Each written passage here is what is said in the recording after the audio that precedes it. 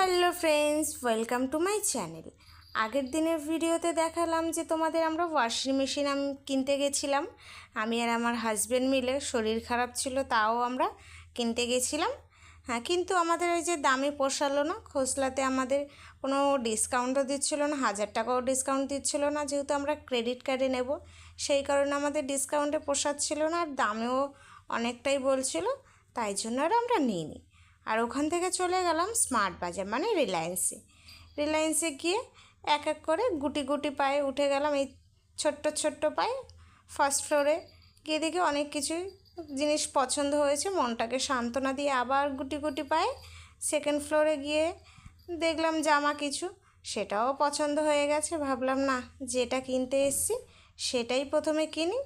আবার চলে গেলাম গুটি গুটি পায়ে থার্ড ফ্লোরে গিয়ে দেখি এ বাবা, পুরো এ তো গড়ের মাঠ। আমার হাজব্যান্ড বলছে যা, আসা তো বৃথা হয়ে গেল।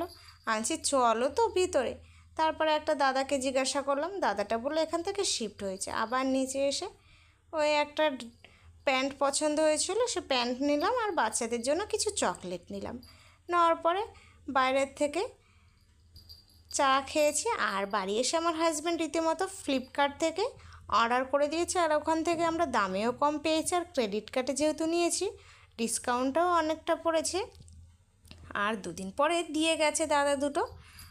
আর আমরা যেহেতু ফ্লিপকার্ট থেকে প্রচুর জিনিস নিই, সেই কারণে আমাদের অনেকটা ডিসকাউন্ট পড়েছে। এদিকে অ্যাশ কালারের ছিল, আর আমাদের পুকু তো দেখে এক লাফ দিয়ে উঠে গেছে। আর আমাদের ওয়াশিং মেশিনটা কেমন হলো তোমরা জানিও, আমার তো ভীষণ পছন্দ হয়েছে। আর এদিকে পুকু তো কিছুতেই নামতে চাইছিল না। ভিডিওটি কেমন হলো জানিও, অবশ্যই লাইক করো আর আমার চ্যানেলটাকে সাবস্ক্রাইব করো।